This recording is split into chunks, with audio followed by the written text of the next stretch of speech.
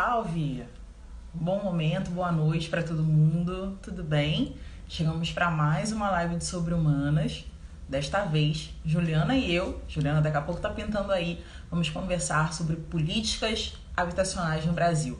Na verdade, sobre os obstáculos das políticas habitacionais no Brasil, já construindo, né, toda uma discussão para um tema Enem. Falando em Juliana, já está ela aí, então deixa eu. Ela já solicitou a participação, já vamos. Juliana, e vambora. Tudo bem, gente? Espero que vocês gostem da live. Oi, tudo bem? Tudo bem?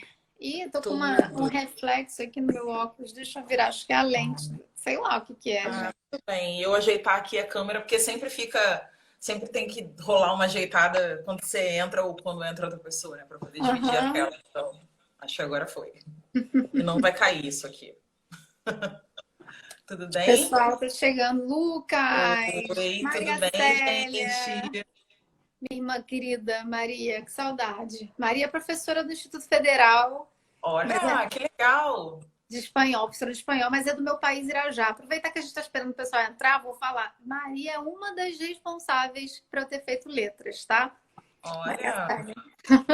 então toda a comunidade sobre humanos agradece a Maria neste momento, porque senão não teria Juliana, professora de redação aí, dando aula e construindo nessa jornada para levar vocês até o vestibular. Maria Célia, queridíssima. A última vez que nos vimos foi no meu casamento, gente. Maria Olha, mora em Cabo Frio agora. Juliana já completou bodas de prata na pandemia. Parece, né? Quem tá casado, parece que tá casado há 20 anos. Cada ano de pandemia é ano de cachorro, né? Parece que a gente já tá há 20 anos. É só o segundo. Bem assim. Maria tá falando, só deu um empurrãozinho. Eu liguei para Maria e falei assim: Maria, eu tento o quê? Eu tento letras português, alemão, português, italiano, literatura. Lá, tento uma língua estrangeira. E eu confesso que eu só não tentei espanhol porque era muito concorrido. Tem isso também, né? É, né? Segundo vestibular, tava já trabalhando a beça. Enfim, Uhum. mas que bom. Bom, Né? vamos que vamos, né? Mais uma live aí. Para Aham. quem vai tá entrando, tá chegando, que bom ter vocês aqui. Para quem vai assistir depois também, espero que seja, como diz Babi, um bom momento. Produtivo. A gente E... vem nessa série que acho que foi bem sucedida, né, Babi? Muitos chegaram e muitas ao Uhum. nosso Instagram com a série Enem, Competências Enem. Espero que a gente esteja Arrasou, ajudando. Juliana, inclusive, tá? De parabéns pelo que fez. Arrasou. Queria dizer que eu já tinha falado há muito tempo, mas ela ficou com implicância com o juiz que eu falei que era para ela fazer dança. Porque eu falei assim, faz o negócio da dancinha. Aí ela achou que era para ela dançar explicando redação. E Achei, falei, bloqueou. gente, eu não vou dançar. É E que é aí isso. ela bloqueou a ideia do Rios. São duas velhas mexendo com novas tecnologias, só a Bruna Morelli para nos salvar, né? Porque é isso. Faz o negócio da dancinha, ela queria se referir a Rios, olha só que loucura, né? Tipo, é isso. Já pra gente, pessoal, pra gente ambientando o tema, eu tô com uma Uhum. blusa hoje, não vai dar muito pra ver, mas eu estou com a blusa do De Volta ao Lar, que é onde Uhum. que aqui. Deu pra ver? Na verdade, não ficou muito bom, Não não. A gente muito, acredita em né? você. Mas é porque o símbolo é uma blusa que tá. O símbolo é pequenininho, né? Mas enfim, Entendi. de volta ao lar, a Natália vai estar com a gente semana que vem para a gente conversar um pouco sobre a situação de pessoas desabrigadas. Eu Uhum. faço um treino de linguagem na minha cabeça para não falar pessoas moradoras de rua, porque eu acho que rua não é lugar para se morar. Então, Exatamente. Ninguém mora em lugar nenhum, né? É pois isso. As é. pessoas, para morarem, precisam de um lugar. Teto, parede, enfim. Exatamente. E aí a ONG, a gente já vai falar do Recomeçar, porque a ONG está mudando de nome. Uhum. Ela atuava especificamente com pessoas desabrigadas e na busca de dinheiro para elas voltarem para suas famílias, porque muitas estão em outros, têm famílias em outros estados. Então, o De Volta ao Lar já ajudou o embarque de umas 300 pessoas. Só que com a pandemia, houve uma demanda de cesta básica, enfim, de empregos, todas essas coisas. Então, está fazendo uma modificação aí. Sim. Mas eu conheci também por meio da pandemia. Depois, quem estiver assistindo, siga lá, De Volta ao Lar. Assistir na sexta, né? Para poder ter essa conversa, né? Para acompanhar. Exatamente. Ela, né? Sexta-feira, acho que achei legal para complementar o tema, né, Babi? A gente vai falar de políticas habitacionais hoje, conversar semana que vem com a Natália, uma pessoa que vai trazer histórias, acho que esse é um ponto, que toca esse tema também. Atrás, cada pessoa que está hoje desabrigada, ela tem nome, ela tem história, ela tem uma bagagem, ela tem uma razão para estar ali, uma razão que é individual e coletiva, que também é culpa do Estado e da própria sociedade. Acho que a gente entender que quando as pessoas não têm onde morar é uma falha de todo mundo, né? A gente está falhando enquanto sociedade. Acho que esse Exatamente. Então, quando a gente fala sobre a questão da moradia, né, ou política habitacional, acho que daria para a gente fazer 2 pontos, né, levantar 2 pontos aí. O Gil pode comentar sobre um trecho, um recorte da coletânea, né? Que esse tema sobre os obstáculos para a implementação de políticas habitacionais no Brasil contemporâneo teria, né, como um tema de redação Enem, a gente pensar que a questão do problema da moradia, das pessoas terem casa no Brasil, não é algo que começou agora, há 20 anos ou, sei lá, há 30 anos, ou sequer é um problema do século XX. A gente está falando de uma questão que é histórica na sociedade brasileira. Porque as pessoas não podem morar se as casas não existirem, né? As pessoas não podem morar se elas não tiverem recursos para acessar essas casas, seja comprando essas casas ou através de aluguel. E aí a gente está falando sobre uma questão que talvez, desde o início, incontornável, porque a gente está falando de uma demanda muito maior do que a oferta. A gente tem muito mais demanda de gente precisando de casa, tem muito mais gente querendo casa e lugar para morar do que casa disponível para as pessoas morarem. E aí, quando eu digo casa disponível para as pessoas morarem, não é que não existam esses imóveis. Na verdade, eles existem em grande número, só estão concentrados. Porque, na verdade, parece assim, então não tem casa, né? Tem, porque tem alguém que deve ter uma quantidade grande de imóveis e que vive de aluguel e de renda e que se pode, para que alguém possa fazer isso, né? O dinheiro, o recurso, o capital, ele é finito. Para que alguém detenha o capital, alguém não está tendo acesso a ele. Então, é bem isso. Que a Maria comentou aqui no chat, né? Preciso lembrar o período da Primeira República. Na verdade, até antes, assim, até no século XIX. Até a gente pensar quando, da abolição da escravidão, como é que você vai dar casa para essas pessoas que antes viviam aglomeradas nas senzalas e, enfim, como é que essas pessoas vão sobreviver quando elas saem das senzalas e precisam ocupar lugar nessa sociedade, não só fisicamente, mas também de moradia. Sim, eu acho que já que a gente está começando por história, né, Maria traz essa questão da Primeira República e você vem com a pós-abolição, assim, pegando o gancho da frase tema, né, os obstáculos existem, então é esse o problema, a gente no Enem tem que trabalhar nessa perspectiva. E aí a gente volta em história, eu anotei aqui, vai parecer uma digressão louca, mas eu vou voltar para o que eu vou falar, tá? Tudo bem, fica à vontade, a live é sua. A gente pode falar sobre esses registros históricos porque a gente tem pesquisa.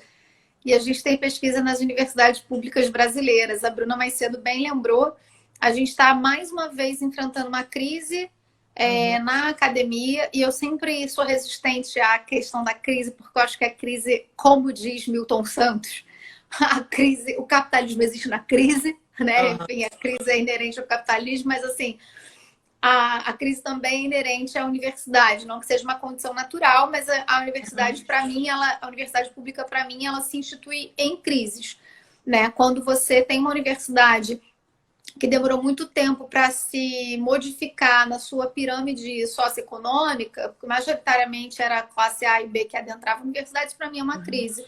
Quando você não tem horários de alguns cursos no turno da noite, você precisa trabalhar, isso para mim é uma crise. Eu sempre pontuo essas coisas, né? Quando você não tem Uhum. papel higiênico e na universidade isso é uma crise, quando você não tem bandejão, ou seja, a gente tem uma universidade que o tempo todo manda uma mensagem de quem tem que estar lá dentro. Hoje, mais fortemente, a gente vive a possibilidade do fechamento da UFRJ. Ontem saiu uma nota de uma parte da verba liberada. Uhum. Eu acho que a gente... Eu me lembro muito das manifestações de 2019, né, Babi? Assim, a gente indo às ruas porque já tinha Saudade. saudade, esses cortes, né? A tentativa, como diz Maria, aqui do sucateamento do Uhum. saber volta a atacar. Mas eu sempre acho que tem a gente no meio do caminho. É, a gente cantava junto com os secundaristas, eu arrepio só de falar dos secundaristas. A gente cantava Pisa Ligeiro, Pisa Ligeiro. Quem não Uhum. pode com a formiga não atiça o formigueiro. Né? Tem a gente no meio do caminho, acho que tem um caminho que foi andar, que foi percorrido, que não tem como voltar. Eu Uhum. acho que sempre é projeto, um projeto de sucateamento mais forte, quando a gente passa a ter uma outra universidade, uma verba migrando para a rede privada, enfim. Mas é isso, acreditemos, né? A universidade, a UFRJ é muito maior do que qualquer governo provisório que queira acabar com ela, né? Então acreditemos que vai passar. E depois a gente vai cobrar com juros, eu juro. É É isso. isso, enfim. E a gente falando de história, a Babi também foi formada pela FRJ, né? Luciana. Exatamente. O que eu ia comentar a gente tem esse problema, e a Babi levantou, a Maria reforçou, é um problema histórico. A Uhum. gente não pode cuidado numa redação para não naturalizar essa questão, porque quando a Babi recupera a abolição, por exemplo, né, e o que se faz naquele momento com os negros, né, que recebem esse ato, embora já tenha muita Uhum. resistência antes dele, é, a gente não pode se esquecer que na mesma época se motivava a migração de europeus para o Brasil, Sim. dando uma série de benefícios para eles, inclusive terras.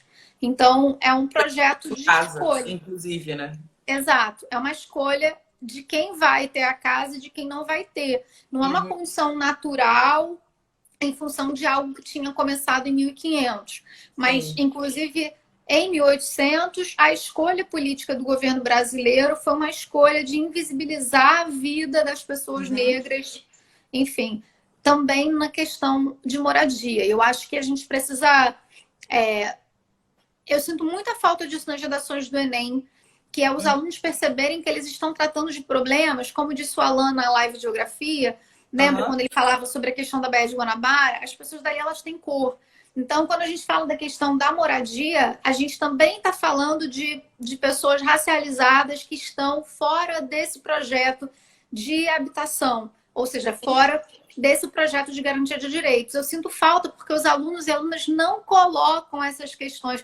Eles vão falar de contrato social de Rousseau, eu tô com ranço. Vão falar de contrato social de Rousseau e não vão voltar à lei de terras, eles não vão voltar a capitanias hereditárias, a Seis Marias, eles não vão voltar à abolição, eles não vão voltar à Uhum. política migratória para europeus. Ou seja, a gente tem um campo enorme da história, né, Babi, que pode falar muito melhor sobre isso do que eu, e isso não é trazido Sim. como não só repertório, mas como eixo central para pensar a argumentação.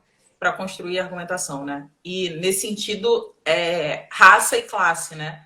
Você tem um binômio para falar sobre essas pessoas, porque evidentemente a questão da moradia, o problema da moradia ele pode ser um problema de toda a sociedade brasileira, ele pode ser um problema da sociedade, pode ser uma questão estrutural, mas não é uma questão que vai atingir a todos os brasileiros e brasileiras. Nem todo mundo vai ter problema de moradia. Então, o Brasil pode ter na sua existência social e na sua estrutura uma questão de demanda por habitação.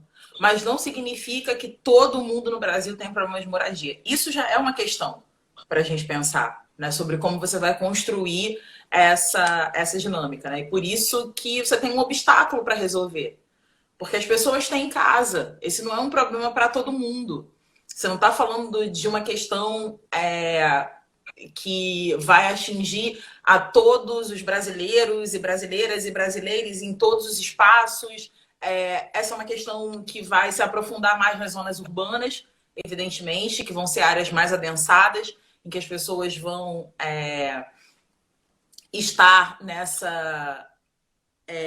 buscando trabalho, e também tem essa questão, né, de sair de um determinado lugar, e a conversa com a Natália da ONG vai ser muito positiva nesse sentido, de pensar por que as pessoas saem de um determinado lugar atrás de trabalho, e elas não vão ter onde morar, e isso vai virando uma questão. Assim, a gente está falando, a Juliana bem apontou que é uma questão de raça e também é uma questão de classe. Uhum.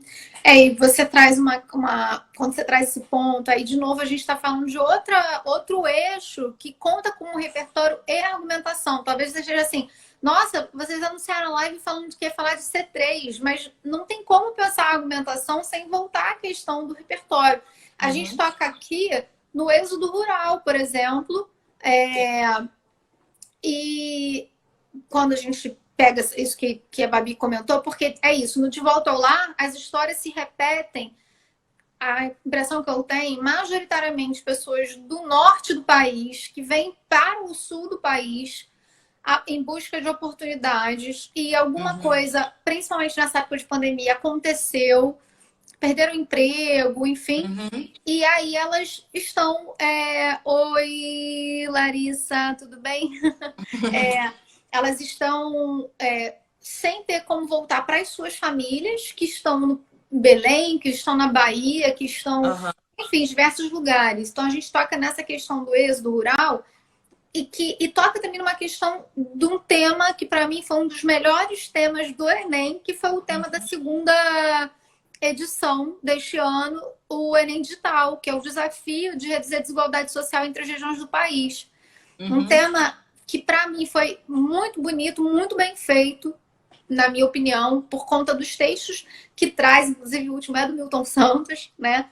Salve Milton Santos, que faria aniversário essa semana. Maio, 3 de maio. 3 de maio. Para a gente pensar, e de novo, a gente não pode achar, gente, que isso é uma dinâmica natural. Eu tô batendo nisso porque muitas argumentações vão ser argumentações que vão explicar num campo de causa e consequência dentro de uma linearidade temporal. Aconteceu isso e por causa disso, logo aquilo outro. Dentro de uma lógica temporal, sem desestabilizar essa engrenagem, sem problematizar essa engrenagem, que é algo do campo da argumentação. Então, quando a gente olha região sul e sudeste, por exemplo, que vai levar ao êxodo rural, e isso vai inchar as cidades no sul, e tem como consequência o problema da habitação, a gente também está falando de escolhas políticas e históricas no país, de construção de infraestrutura educacional, habitacional, estrutura de saúde, né? Investimentos feitos no sul que não foram feitos no Nordeste, no norte do país, Norte-Nordeste, né? E que impulsionam a migração, inclusive porque quanto maior o investimento do poder público, mais atração de empresas você tem, mais oferta de mão de obra. Sim. Percebam que a gente, quando toca em um assunto de política habitacional, a gente está falando de elementos que servem para você pensar mobilidade urbana, emprego, entrada no mercado de trabalho, qualificação profissional. Enfim, a gente está tocando em vários aspectos, porque os problemas do Brasil, eles dificilmente são pontuais. Eles estão sempre muito interligados em uma rede de questões, né? E que são questões de escolhas. Você tem uma começando, a gente tá, acontece sempre isso, né? A gente faz uma linha e vai para um processo mais difuso. Mas é uma escolha você ter R$ 0 no orçamento habitacional para o Brasil neste ano. Só que você tem um aumento de salário de ministros e do executivo, do nosso chefe do executivo, né? Uhum. E você tem auxílio moradia para juízes, né? Você tem auxílio Sim. moradia para pessoas que já ganham altos salários. Então, é, tudo isso são, tudo isso que eu tô falando são escolhas, escolhas que são feitas, escolhas políticas que são feitas Uhum. e que vão mantendo uma parcela significativa da sociedade à margem dos direitos que são ditos como constitucionais, né? Acho que esse é um ponto, né? E aí você, acho que só para não perder, talvez em outro ponto não faça tanto sentido comentar, talvez até faça, mas é porque você falou sobre a questão da gente ter R$ 0 no orçamento para política habitacional hoje, e aí tem uma questão, né? Desde 2019 o Brasil não tem mais o Ministério da Saúde, Ministério das Cidades, perdão, Das os Ministérios da cidades. Saúde na cabeça por causa da pandemia. Desculpa, tem que largar a CPI do genocídio. É meu reality show preferido agora. O Ministério da Cidade foi fechado, então, a partir do momento em que você deixa de ter essa pasta, as políticas vão ficar diluídas, né? Então, você tem um programa social forte e que tem apelo, que é o Minha Casa Minha Vida, que pode ter ganhado outro nome, outra roupagem e tal, mas é um programa que está ativo, né? Quer dizer, vem ativo, ainda que ele tenha mudado de nome, né? Mas ele existe com essa finalidade e não e passa por uma questão que a gente até conversava ontem quando discutia sobre a live, né? Que é a ideia, não uma pressuposição, mas para você participar de um programa habitacional como Minha Casa Minha Vida, também é necessário que você tenha renda para arcar com uma parcela ou com uma parte ou com um determinado valor para aquela moradia. Então, de novo, a gente não está falando necessariamente sobre resolver toda a questão habitacional brasileira, porque para quem tiver zero renda, para quem está fora do mercado de trabalho, para quem vive dos auxílios, como Bolsa Família e tudo mais, essa política habitacional também não vai ser eficaz. Então, acho que esse também pode ser um dos obstáculos. Mas você quer falar dos textos, de algum dos textos da coletânea? Ou não? Não, eu vou comentar, só para a gente amarrar o que a gente discutiu, está discutindo até aqui. Se de repente ficou disperso para você que está assistindo, está estudando e vai anotar, né? Acho que a gente está falando assim, né? O problema existem os obstáculos. A gente tem causas que têm a ver, né, com escolhas políticas históricas e escolhas políticas atuais. Isso já dá um D1 e D2. Você já organiza a sua redação desse modo. Os textos de apoio, depois quem quiser a gente passa o tema, eles vão ajudar nessa condução, porque, enfim, né, a gente prepara os temas de sobre-humanos bem perfil Enem, os textos vão ajudando, acho que esse é um ponto, né? Eu separei um texto aqui, um dos textos, que foi o texto 3, né, que eu botei no tema.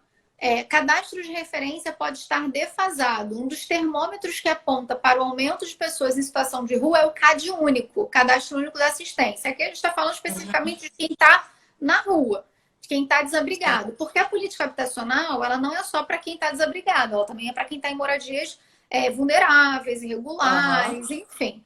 Então, em abrigos, recebendo aluguel social. Exatamente. Né? E aí, o texto, ele vai falar, o texto é relativamente recente, tá? Porque o texto é isso. Eu vou fazer uma garimpada de textos, eu encontro informações, dados em um texto de 2019. Isso, para mim, já é uma questão. No texto de 2019, a gente está em 2021. Aí o texto vai dizer assim, em janeiro de 2014, havia 21 mil cadastrados como em situação de rua. O texto é de 2019. Saiu notícias UOL, tá? Só para vocês saberem de onde eu tirei. Até outubro deste ano, 2019, o número saltou para 134 mil. Gente, assim, no texto pensando nas causas, você tinha em 2014 21 mil, E você vai para. Eu travei? Não, tô aqui, né? Não tem. 134 mil. De 21 mil, no intervalo de 5 anos, você vai para 134 mil do Uhum. CAD único. E aí é importante a gente pensar o que aconteceu nesse momento no Brasil. A gente está falando de crise econômica, aumento do Uhum. desemprego no Brasil, o que fez com que muitas pessoas que pagavam aluguel não pudessem mais pagar, pessoas Sim. que perdem seus apartamentos porque não conseguem pagar parcela. Para quem Uhum. lembra a crise do estado do Rio de Janeiro, de novo, se a gente pode pontuar o momento em crise, porque eu acho que a gente está sempre em crise, em Né? 2016, É só ela, escolher qual é o ano, na verdade. pois é, ela aumentou em 70% o número de pessoas com nível superior desabrigadas. Uhum. A gente está falando de um momento em que o Estado não estava pagando os seus servidores. Então, isso Sim. vai ter um impacto na moradia. Aí o texto, enfim, né? De 21 mil para 134 mil, são pontos para te chamar a atenção para você pensar. O CAD único é usado para beneficiar programas sociais do governo federal e possui 27,7 milhões de famílias cadastradas. Dessas, 13,1 milhões têm renda per capita média declarada de até R$ 89. Uhum. Os dados do CAD único são considerados subestimados. Pronto, já olhei esse texto, estou conversando com o contexto, essa ideia.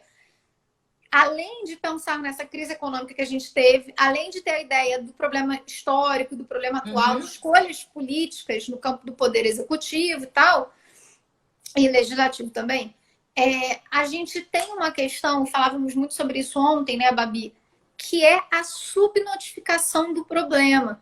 Se Sim. a gente não consegue, né? E o pesquisador do IPEA, Marcos Antônio Carvalho, ele lançou um artigo em que fez a estimativa da população de rua com base no cadastro e citou que ela não corresponderia sequer à metade do total de pessoas vivendo na rua Uhum. no país. Gente, 134 mil, ela não corresponde nem à metade. Segundo o pesquisador, o tema deveria ser colocado em questionário do censo de 2020. Ops, não aconteceu o censo 2020. Não vai Pois acontecer em é. 2021. A ampliação da cobertura deste cadastro neste segmento populacional permitiria, para além do acesso deste público aos programas sociais, a realização de um estudo de perfil desta população. Uhum. E aí é isso. Acho que um dos pontos graves na nossa visão, conversávamos sobre isso ontem, Uhum.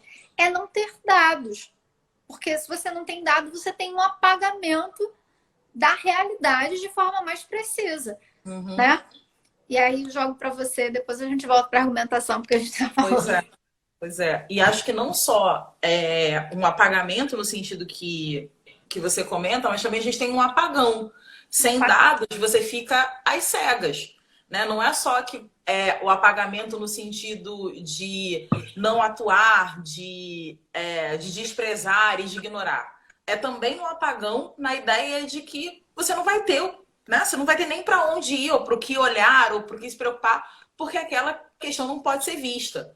E aí, o fato da gente não ter tido censo ano passado, de haver uma pressão ou uma ideia de que não haveria censo de novo, nos deixaria com um problema enorme, porque censos são, né, o volume do censo da pesquisa, embora ela seja contínua, quando a PNAD é contínua, acesso a domicílios, ela acontece numa amostragem muito menor.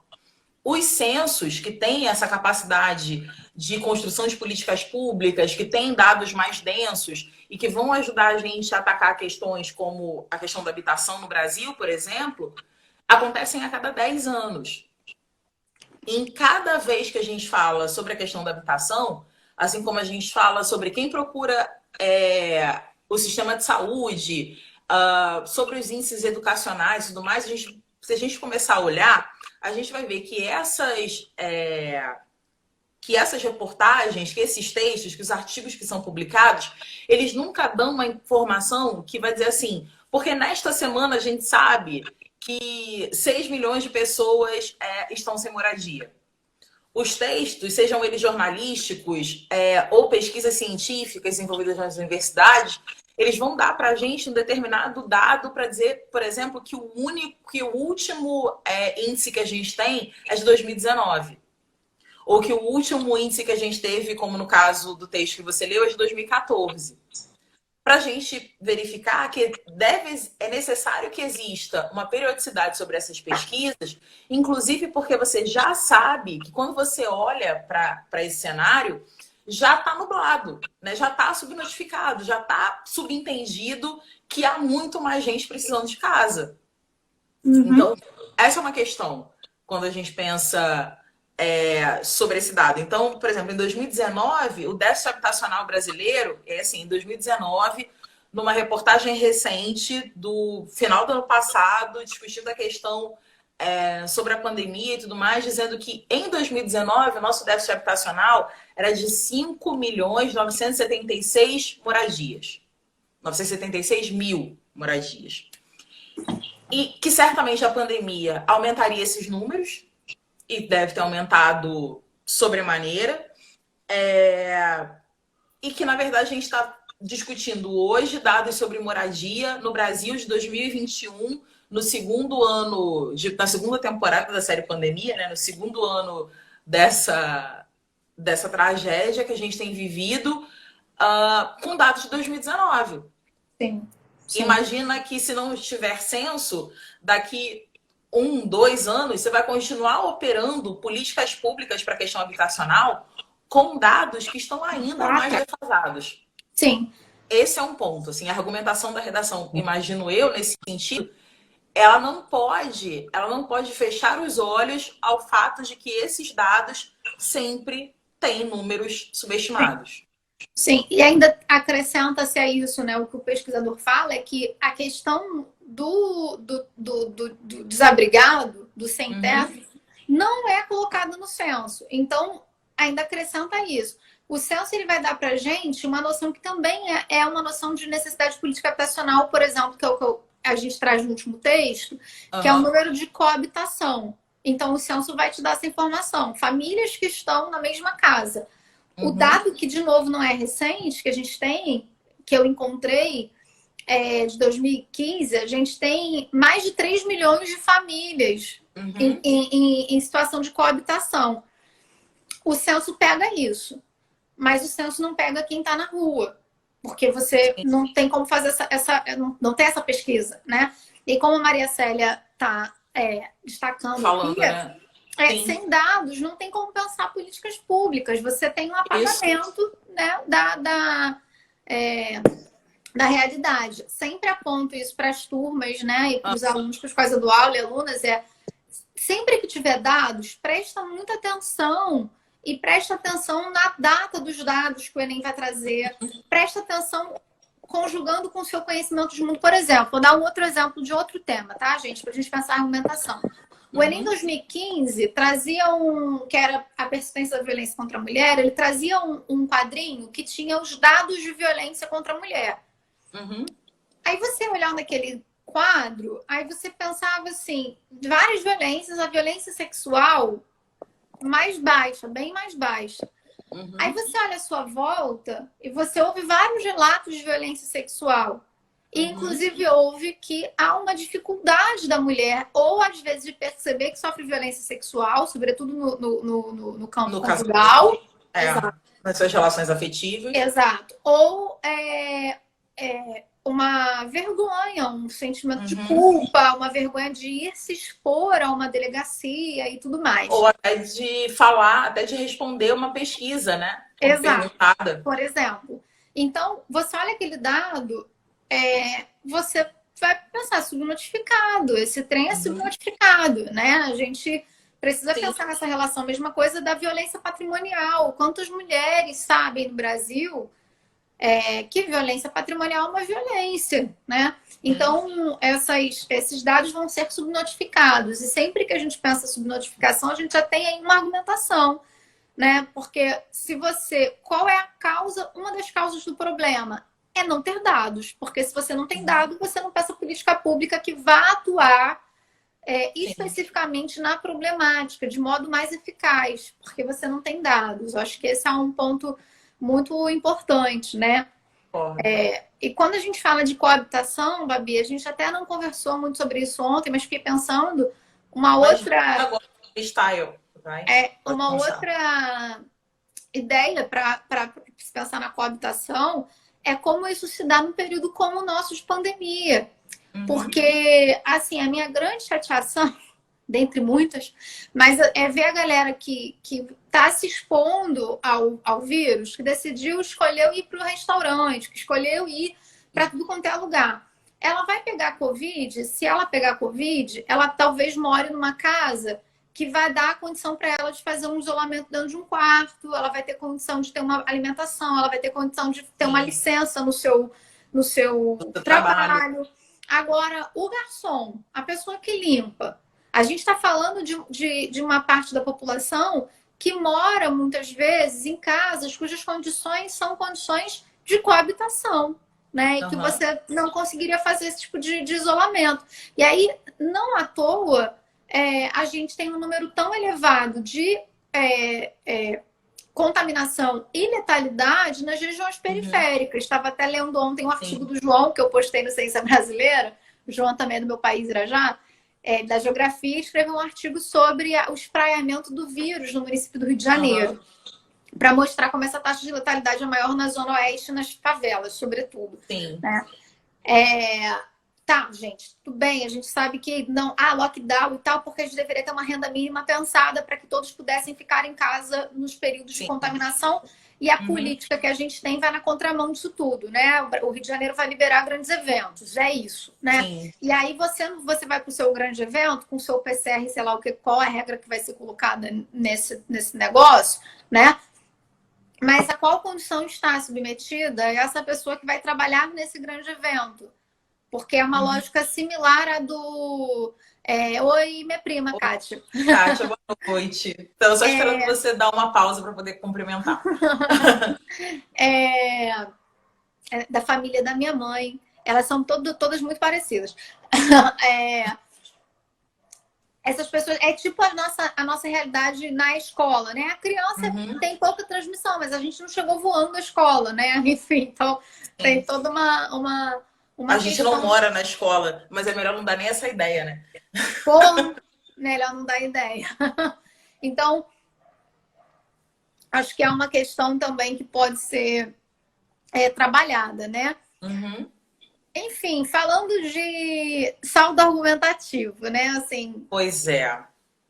em relação à argumentação, acho que vale a pena contextualizar. Nesses anos em sala de aula, a gente vai. Eu fiz a postagem parecida com isso que eu vou falar mais cedo, né?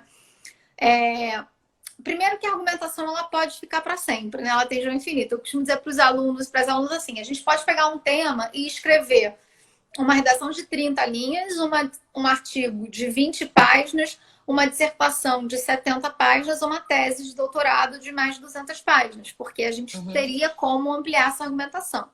Uhum. Então, olhando a realidade de feitura de redação, né, de uma hora, com 30 linhas, uma hora e meia, 30 linhas, é, e olhando o que eu via nas redações, aí já fica uma dica, eu sou uma pessoa que estudo as redações de vocês, então também estudem vocês as redações de vocês, né? Sim, esse é um Pra... diferencial, inclusive, do que a Pois é, gente exato. vem pensando e construindo, né? Pois é, Seja pelo fato de darmos aulas juntas, as duas, seja também porque a Juliana tem desenvolvido essa técnica e aplica aqui no Sobre-Humanos.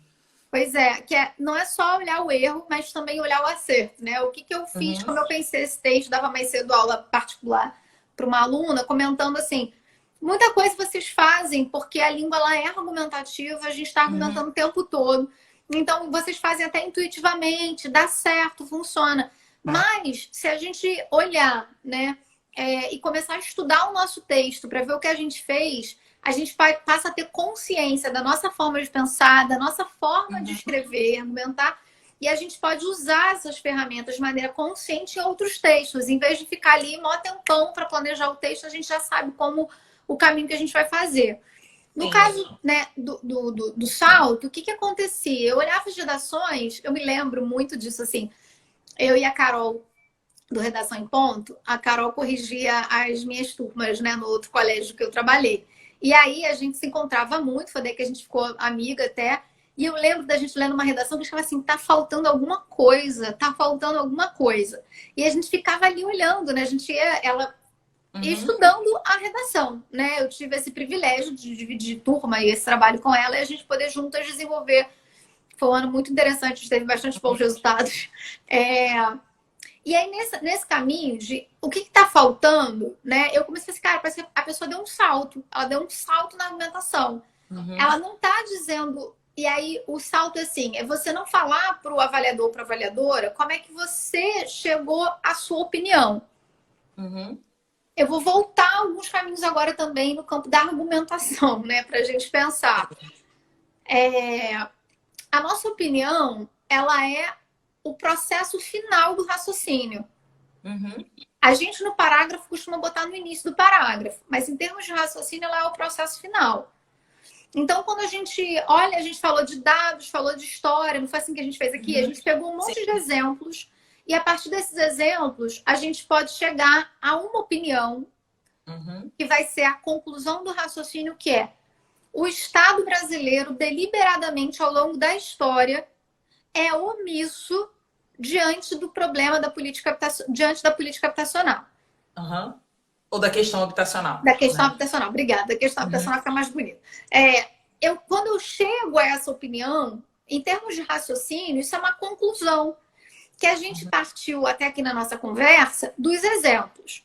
Uhum. A gente pensa de maneira indutiva, ou seja, a gente pensa primeiro olhando os exemplos, analisando os exemplos e chegando a uma conclusão com juízo de valor, que é a Uhum. opinião, a partir desses dados, desses exemplos que a gente tem.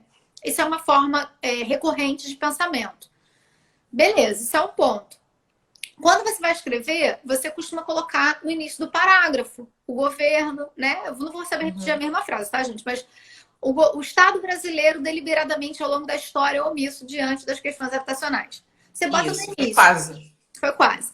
Não, você não é obrigado a colocar no início, nem obrigada, porque a gente não é obrigada a nada, ninguém manda nessa raba. Desculpa, a gente não resistir, porque eu penso em músicas várias vezes. A Babi sabe que vai vários momentos de aula, a música vem na minha cabeça. Enfim, você pode colocar essa frase em qualquer parte do argumento, tá? Mas eu Uhum. entendo que, por questão de organização, muitos aprenderam assim, fixou assim, ok. Bota lá no início do parágrafo de desenvolvimento. Você tá lá, sei lá, D1. Primeira frase.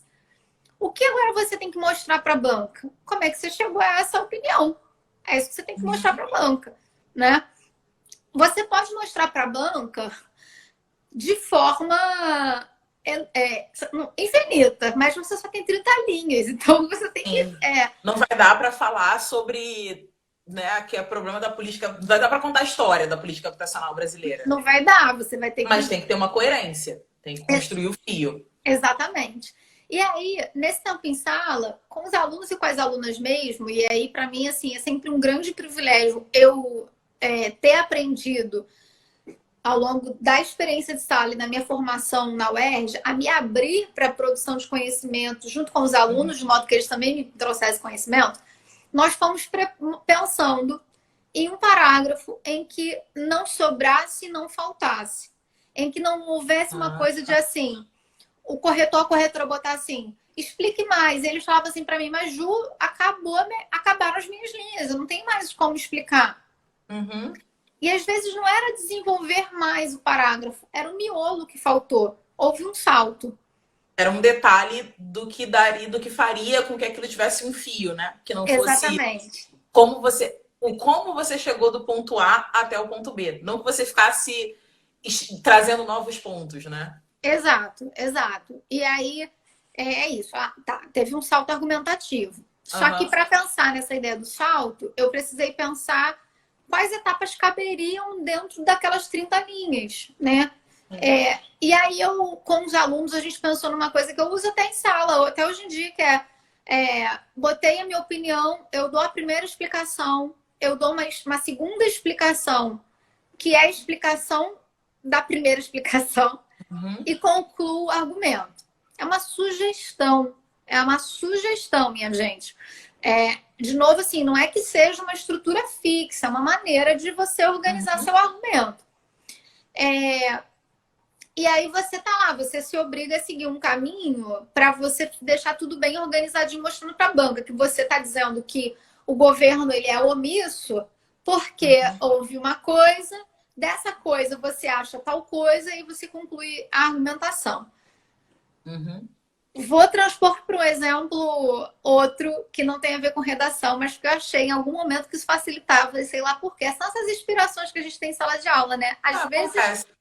eu acho que é Deus. Assim, falo, Deus, obrigada.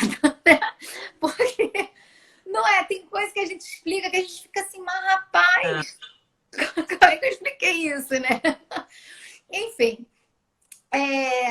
eu costumo brincar com os alunos e as alunas, até falei isso na live com o Ricardo, né, quando falou de física. Uhum. Eu falo assim, não pode andar a mais de 100 quilômetros na linha amarela porque é perigoso. E aí você fica assim, tá, por que é perigoso? Porque é perigoso. Às vezes o aluno, ele faz um texto em que ele salta sem ele conseguir entender por que ele está errando, por que ele está saltando. Uhum. E aí eu falo para os alunos assim, gente, como é que se chegou à conclusão de que é perigoso? Essa parte que é muito divertida, porque eu faço essa pergunta depois que eu mostrei para eles empirismo, processo de indução e dedução. Aí eles falam assim, teve Testou. acidente. Alguém foi lá e se acidentou. Era 100 quilômetros por hora. Eles falam isso. Aí eu falo, mas gente, como é que você vai botar as pessoas no carro e vai testar com a vida das pessoas? Aí eu vou. Teve um grupo lá que eu sempre esqueço o nome. Eles fizeram aquela fórmula que vocês aprendem, né? Velocidade média igual a delta S sobre delta T. Eles não abordaram e pensaram velocidade média igual a delta S sobre delta T. Eles foram no empirismo, e aí, gente, não foi botando pessoas, né? Dentro de determinado espaço, num tempo, calculando, criaram a fórmula da velocidade média. O que o engenheiro ou a engenheira civil vai fazer quando vai construir a via, dentre outras coisas? Ele vai fazer cálculos da velocidade. Então, é perigoso porque as pessoas podem se acidentar, uma vez que, a partir de um conceito tal, aí você vai usar aí uma lei, uma premissa, um conceito, né? Comprova-se que na velocidade, no espaço tal, a velocidade segura é X. Não sei se, né? Porque a gente fala oralmente, eu tô acostumada a botar no quadro. Até tem um quadro ali, podia ter aproveitado. A gente consegue completar. Indo para a argumentação, vamos pensar lá nesse texto, né? O governo é omisso historicamente, de forma deliberada, o governo é omisso diante da gravidade da questão habitacional. Por que você está dizendo isso, Juliana? Porque a gente vai ver, e aí o texto de apoio traz, você pode usar, que os dados são subnotificados, então o governo não consegue ter uma noção real do que acontece. Aí você falar dos dados, que foi o que a gente já desenvolveu aqui ao longo da live. Sim. O que os alunos fazem? Logo, o governo não vê a questão habitacional. Faltou, deu um pulo. Inclusive, numa redação como a do Enem, em que a gente trabalha muito com constatações, qual é a minha sugestão para um desses porquês?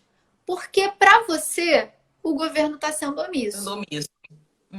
Então, você poderia botar, vamos lá de novo, o tópico frasal, a sua frase com, né, a sua frase lá, que o governo deliberadamente é omisso. Você fala da subnotificação dos dados, ou vice-versa, tá, gente? Essa ordem também pode ser modificada. E essa subnotificação dos dados acontece porque XXX, aí é a sua hipótese.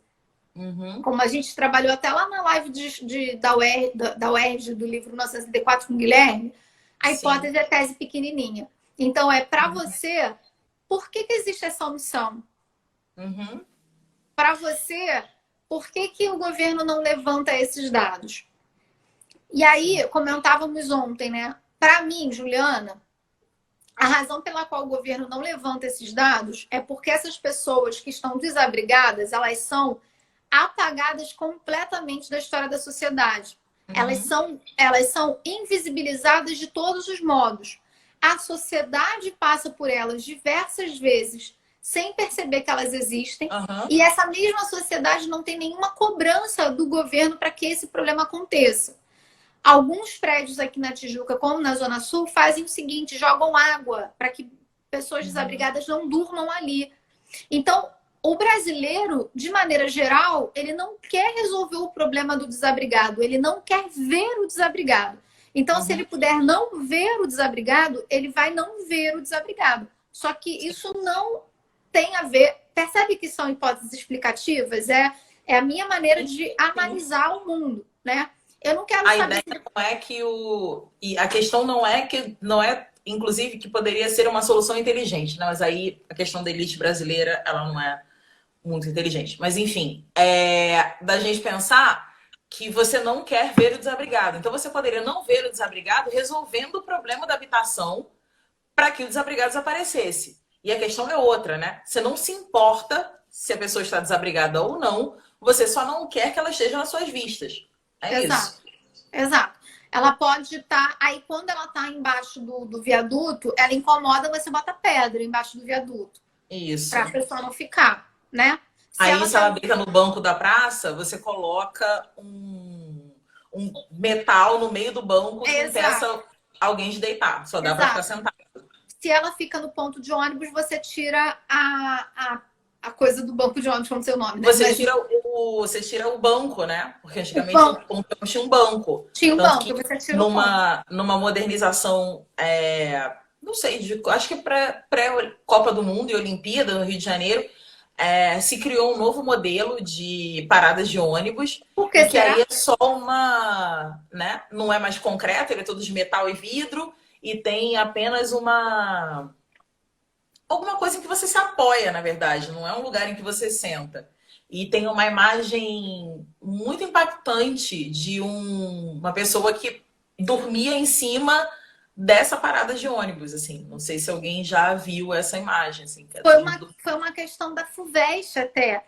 E aí comentava, isso acho que foi da FUVEST, comentava quando eu fiz essas questões com os alunos, a pessoa diz assim na entrevista, não, eu não sou morador de rua. Eles falam assim, aí os alunos, mas como assim? Aí eu expliquei, conversávamos sobre isso ontem, né? Aí eu fui explicar aos adolescentes que há pessoas que dormem nos centros das regiões metropolitanas ao longo da semana. Trabalho. Porque elas não vão ter condição de ficarem fazendo o trajeto, movimento pendular. Aí você fica indo lá em Kant, aí você vai em Foucault, você vai em Rousseau para falar de Brasil, quando a gente tem um monte de coisa daqui para falar e que se constituiria como eixo argumentativo. Eu fico louca com isso, porque não precisa dessas referências. Tanto tempo na escola. Óbvio. Claro que a filosofia é muito importante, a sociologia é muito importante, gente, não estou negando isso. Eu só quero mostrar para vocês que às vezes vocês se contorcem para poder se adequar a uma leitura que vocês não tiveram muitas vezes, mas porque falaram que ia impactar a banca, quando vocês podem pegar a caixinha lá do processo de escolarização. Enfim, e aí eu acho que tem uma hipótese minha para essa questão da invisibilização, da não importância dada para o desabrigado, está dentro da lógica meritocrática do brasileiro. Acredita-se, me parece, há uma cultura em que existe uma crença de que aquele que está na rua, ele está na rua porque ele merece estar na rua. Ele não se esforçou o suficiente. Porque ele não fez por onde. Ele não fez por onde. Ele é uma má pessoa, ele não trabalhou o suficiente, ele não estudou o suficiente. Então, falar que o brasileiro não se importa e que isso também é porque, para diminuir a culpa dele dessa desimportância, ele joga a lógica meritocrática, é uma maneira da Juliana enxergar o mundo. Por isso que é uma hipótese explicativa. Então, essa seria a ideia. Porque eu acho, inclusive, que para reduzir a culpa cristã do brasileiro, aí eu vou descer a ladeira mesmo agora. Para reduzir a culpa cristã, o brasileiro vai criar a ideia de que os indivíduos que estão na pobreza estão ali porque merecem. E aí a gente não precisa se envolver com o problema, a gente não precisa enxergar que o problema é nosso também, porque se eu tenho casa, se eu tenho carro, se eu tenho onde trabalhar e tudo mais, é porque eu me esforcei, eu mereci.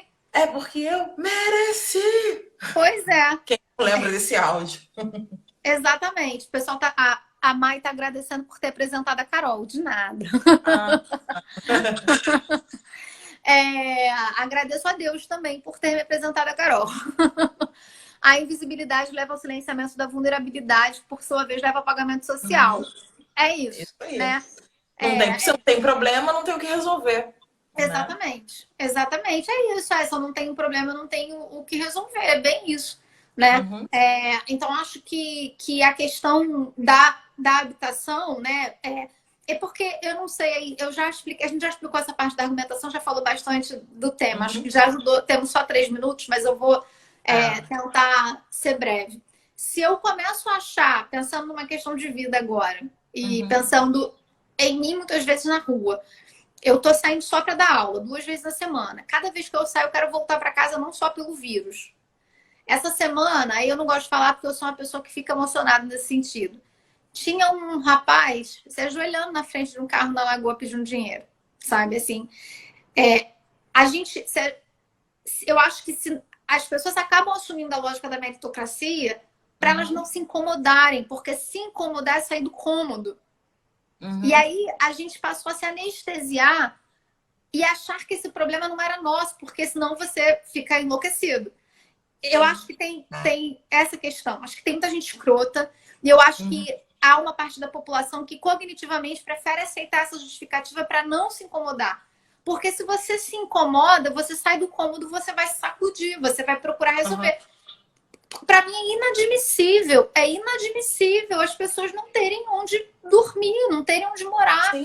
É inadmissível. Não terem o que comer, ou não terem o que comer, ou não terem vacina para uma doença em que já tem vacina. Exato, não faz sentido. Né? E aí, se a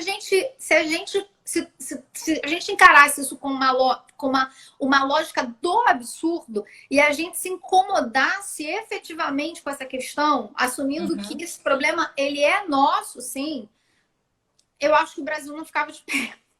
Né? Eu acho que tem um pouco essa questão. Então, o discurso da meritocracia, ele beneficia o tempo inteiro a elite política e a elite econômica do Brasil.